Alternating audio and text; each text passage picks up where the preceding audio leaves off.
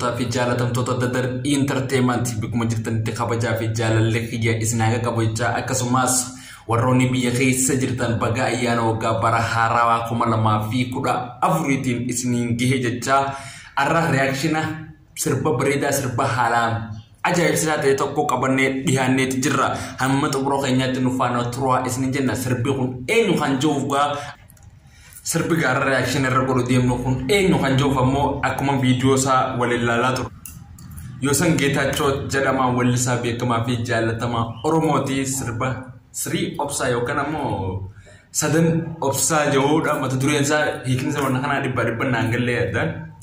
Sirba gaa mata dureen isaa Sadeen Obsaa yookiin ammoo Sirii Obsaa kan jiru kanarratti reakshiina kanneen hamma xumura qophii keenyatti nu faana turaa isiniin jenna. Warroonni chaayinaala kanaaf haaraa taatan subscribe godha isiniin jenna. Warroonni ammoo maatii naa taatan hedduu galatoomaa isiniin jenna. Meegaa sirba kana akkuma dhageeffanne gaa sirbi kun yeroo ammaa kana keessatti gaa aartiin Oromoo erga aartistii Haacaaluu Hundeessaa wareegame booda parsantii waa xiqqishoo dhibbooda deebi'aa jedhamanii yaadaa turanii irra hedduu namaatis namni eegaa aartistii Haacaaluu Hundeessaa mootummaan biyyattii ajjeese booda abdii muratee walleelee qabsoon nama kaasan dhiisa jedhanii yaadanii turanii garuu ammoo wallee aartistoonni Oromoo oowwisaatuma deemanii torbaanota kana keessa yoo xiqqaate wallee haalaan nama toltu wallee baay'ee dalaganii jiranii addatti immoo warroota Viijin Entertainment keessa hojjetan daanitteera Viijin Entertainment irraa kaasee hedduu galatoomaadha. Aartii Oromoo parsantii bifa ammayyaawaa ta'een bifa namni biraalleen daawwachaa jiruun hojjechuu jirtanii isiniin jaa muuxannoo aartistii Alii Birraa irraa fudhataniin karaarra oofaa jirta jechuudha. Bara duratti keessa akkana ture aartistii Alii Birraa qofaa ture wallee Oromoo kan hojjetan namoonni hedduun afaan biraatiin haa wallisan haa ammayyeessan akka fadhanitti garuu ammoo wallee daawwatamtu wallee Alii Birraa ture. Waan saana dhibe immoo walleen ammoo kilippii fi viidiyoo fi siistama tooftaa itti hojjetan beekuudha jechuudha. Kana durallee wallee hedduu nama hedduu dalagee garuu ammoo wallee akka baranaa kanatti namni daawwatee fi namni saba biraallee daawwate inuma ni jira jee yaadu warri Viijin Entertainment hedduu galatoomaa isiniin jenna.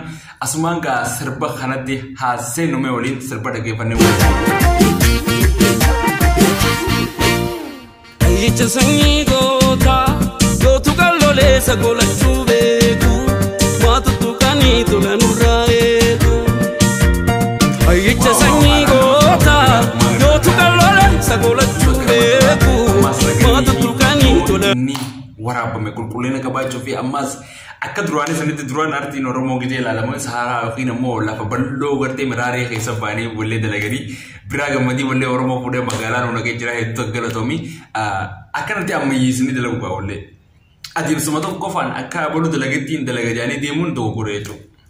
Kun amma haalaan nama gammachiisa. Anuu mataa koo hedduu na gammachiisa jechuudha. Yoonii fi ammoo Oromoo hunda raaree keessatti ammoo bikkichi ta'an jiru walleen Oromoo magaalaa keessatti toltuun jaayaroo takka giseen laalu yeroo bikkumichi ta'an jirutti ammoo bikkuma gaara keessatti iddoo takka ba'uurra akka magaalaa keessatti bifa kanaan ammayyeessanii sadarkaa addunyaatiin wal dorgomsiisu baay'ee galatoomaa warri Viijin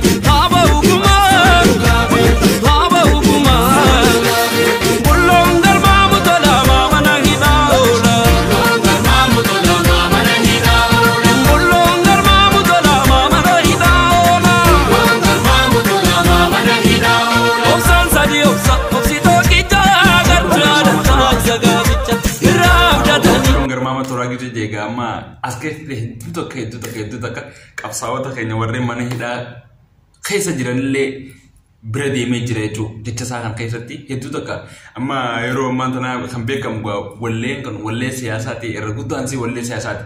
Garuu ammoo bifa sirba fakkeessanii wallee akka ajaa'ibatti hojjetan hedduu takka galatoomaa aartistoonni keenya ammallee itti fufaa isiniin jenna. Bulloon Garmaamaan Tolaa maaliif hidhaa oolaa jedhe. Eenyu tanii immoo kanan gaafanne qofa isinuu nan beektan jeetii yaada. Yoosan Geetaachoo hedduu takka galatoomii warra mana hidhaa biraas yaadaan deemuu keetiif baay'ee takka galatoomii siin jaa. Amma wallee kanarraa wanni nuti garre viidiyoon kwaalitii bareedaa waraabamtee jiru. Ammas raganni bifa ammayyaa'ee waraabbii fi iddoon isaan keessa taanis haalaan kan nama dinqisiisu jechuudha.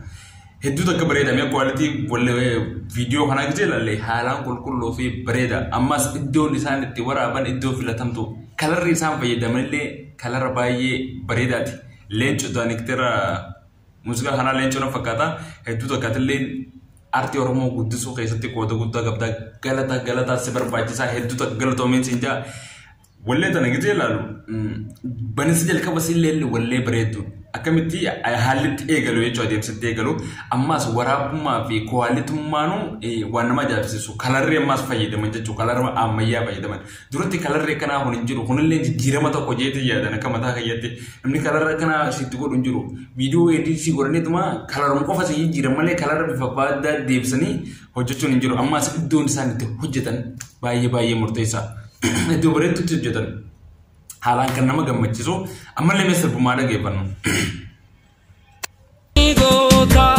Gootu qalloleessa golachuu beeku waatutu kanii tola nurraa eegu ayyicha sanyii goota gootu qalloleessa golachuu beeku waatutu kanii tola nurraa eegu naana machangoo naana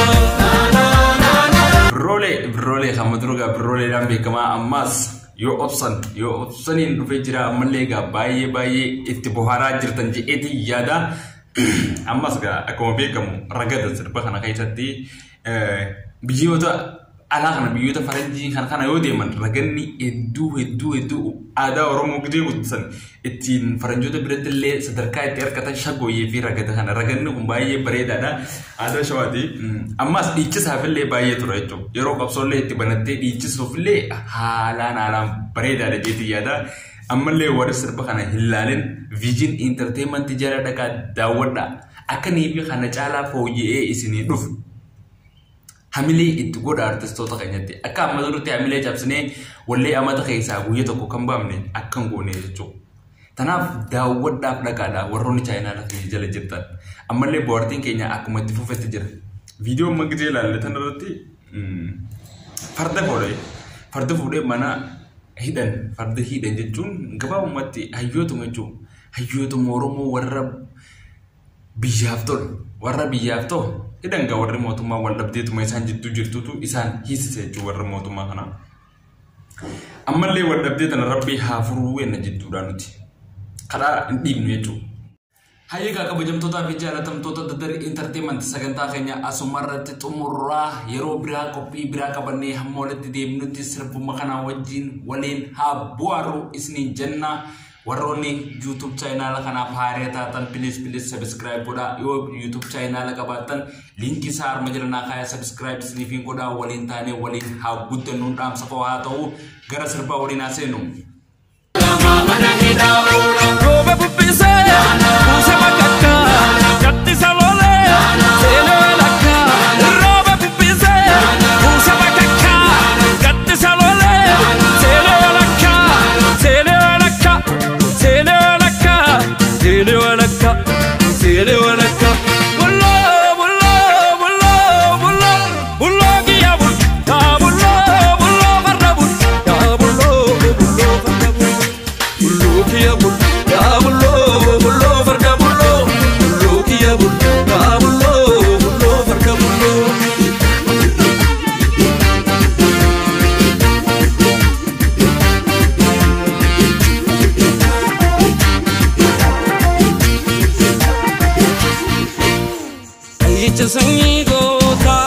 Go to Galolesa, go like Tubeku, what to Canito.